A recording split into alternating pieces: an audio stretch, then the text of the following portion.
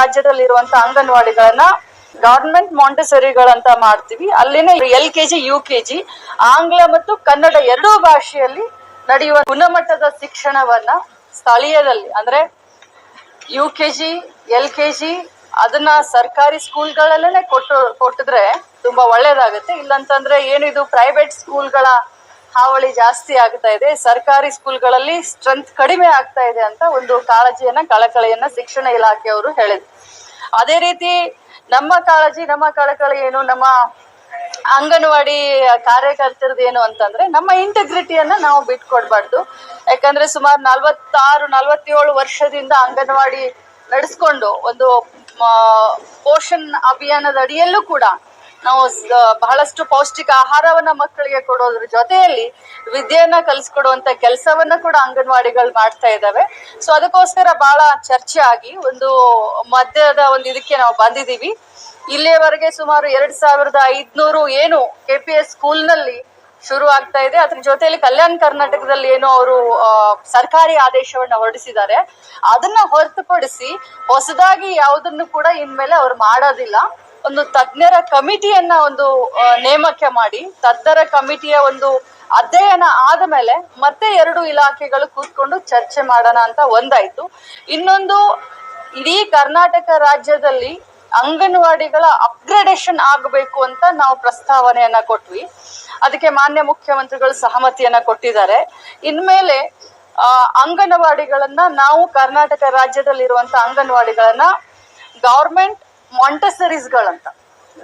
ಮಾಂಟೆಸರಿಗಳಂತ ಮಾಡ್ತೀವಿ. ಅಲ್ಲಿನೇ LKG UKG ಆಂಗ್ಲ ಮತ್ತು ಕನ್ನಡ ಎರಡೂ ಭಾಷೆಯಲ್ಲಿ ನಡೆಯುವಂತ ಕಾರ್ಯರೂಪ ಮಾಡ್ತಾ ಇದೀವಿ. ಸುಮಾರು ಮೊದಲನೇ ಹಂತದಲ್ಲಿ ಸುಮಾರು 9,000 ಅಂಗನವಾಡಿಗಳನ್ನು, ಯಾಕಂತಂದ್ರೆ ಅಲ್ಲಿ ಗ್ರಾಜುಯೇಷನ್ ಆದಂತ ಟೀಚರ್ಗಳಿದ್ದಾರೆ ಮತ್ತು ಪೋಸ್ಟ್ ಗ್ರಾಜುಯೇಷನ್ ಆದಂತ ಟೀಚರ್ಗಳಿದೆ. ಸುಮಾರು 9,000 ಅಂಗನವಾಡಿಗಳನ್ನ ನಾವು ಗವರ್ಮೆಂಟ್ ಮಾಂಟೆಸರಿಗಳಂತ ನಾವು ಅಪ್ಗ್ರೇಡ್ ಮಾಡ್ತೀವಿ. ಆ ಅಪ್ಗ್ರೇಡೇಷನ್ ನಲ್ಲಿ ಆ ಮಕ್ಕಳಿಗೆ ಸ್ಕೂಲ್ ಯೂನಿಫಾರ್ಮು, ಶೂಸು, ಜೊತೆಯಲ್ಲಿ ಒಂದು ಬ್ಯಾಗ್ ಅನ್ನ ಕೂಡ ಕೊಡೋದ್ರ ಮುಖಾಂತರ ಮತ್ತು ಸ್ಕೂಲ್ ಬ್ಯಾಗ್ ಅನ್ನ ಕೊಡೋದ್ರ ಮುಖಾಂತರ TC ಅಂತ ಏನ್ ಹೇಳ್ತೀವಿ, ಈಗ LKG UKG ಪ್ರೈವೇಟ್ ಸ್ಕೂಲ್ ನಲ್ಲಿ ಕಲ್ತ್ರೆ TC ಕೊಡ್ತಾರೆ ಅವ್ರು ಕಲಿತ್ ಹೋಗುವಾಗ.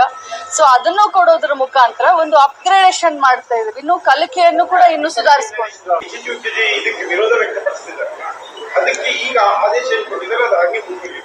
ಈಗ ಸದ್ಯಕ್ಕೆ ಅವರು ಎಷ್ಟು ಮಾಡಿದ್ದಾರೆ, ಸುಮಾರು 2600 ಆದೇಶಗಳಂತ ಹೇಳಲಿಕ್ಕೆ ಬರೋದಿಲ್ಲ.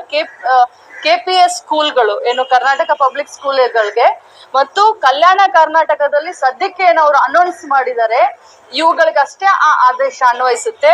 ಅವುಗಳನ್ನ ಬಿಟ್ಟು ಬೇರೆ ಒಂದು ಕೂಡ ಇನ್ನು ಆದೇಶ ಬರೋದಿಲ್ಲ. ಯಾಕಂತಂದ್ರೆ ಒಂದು ತಜ್ಞರ ಕಮಿಟಿ ಆಗ್ಬೇಕು, ಅದು ಸ್ಟಡಿ ಆಗ್ಬೇಕು. ಅದಾದ್ಮೇಲೆ 2 ಇಲಾಖೆ ಕೂತ್ಕೊಂಡು ಚರ್ಚೆ ಮಾಡೋದ್ರೊಳಗೆ ಬೇರೆ ಆದೇಶ ಬರೋದು. ನಾವು ಈಗಾಗ್ಲೇ ಮಾತಾಡಿದೀವಿ. ಮತ್ತೆ ಈಗ ಆಗಿರೋ 2600 ಅಂತ ಏನ್ ಹೇಳ್ತಾ ಇದ್ದೀನಲ್ಲ, ಅದ್ರಲ್ಲೂ ಕೂಡ ನಮ್ಮ ಅಂಗನವಾಡಿಗಳು ಕೆಲವು ಶಾಲೆಗಳಲ್ಲಿ ಕೋಲೊಕೇಟ್ ಆಗಿದಾವೆ. ಅಂದ್ರೆ ಶಾಲೆಯ ಪ್ರಿಮೈಸಿಸ್ ನಲ್ಲೇನೆ ಅಂಗನವಾಡಿಗಳಿದಾವೆ.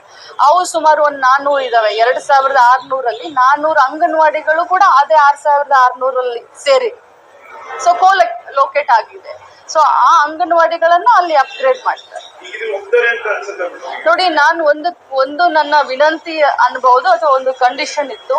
ಏನು ಅಂತಂದ್ರೆ ನಮ್ಮ ಅಂಗನವಾಡಿಯ ಕಾರ್ಯಕರ್ತರನ್ನ ಮತ್ತು ಸಹಾಯಕಿಯರ ಅವ್ರನ್ನ ತೆಗಿಯೋದಿಲ್ಲ ಅನ್ನೋದು ನಮ್ಮ ಮೊದಲನೇ ಕೋರಿಕೆ. ಅದಕ್ಕೆ ಅವರೆಲ್ಲ ಒಪ್ಕೊಂಡಿದ್ದಾರೆ. 2ನೇ ಕೋರಿಕೆ, ನಮ್ಮ ಅಂಗನವಾಡಿಗಳಿಗೆ ರೀಡೆಸಿಗ್ನೇಷನ್ ಮಾಡ್ತೀವಿ ಅಂತ ಹೇಳಿದ್ರೆ ಅದಕ್ಕೂ ಕೂಡ ಒಪ್ಕೊಂಡಿದ್ದಾರೆ. 3ನೇದಾಗಿ ನಮ್ಮ ಅಂಗನವಾಡಿಗಳನ್ನ ಅಪ್ಗ್ರೇಡೇಷನ್ ಮಾಡ್ತೀವಿ ಅಂತ ಹೇಳಿದ್ರೆ ಅದಕ್ಕೂ ಒಪ್ಕೊಂಡಿದ್ದಾರೆ. ಒಟ್ಟಿಗೆ ಶಿಕ್ಷಣ ಇಲಾಖೆ ಇರಬಹುದು, ಮಹಿಳಾ ಮಕ್ಕಳ ಅಭಿವೃದ್ಧಿ ಇಲಾಖೆ ಇರಬಹುದು, ಒಳ್ಳೆ ಗುಣಮಟ್ಟದ ಶಿಕ್ಷಣ ಜೊತೆಗೆ ಆರೋಗ್ಯವನ್ನ ಕೊಡ್ಬೇಕನ್ನೋದು ಒಂದೇ ಚಿಂತನೆ.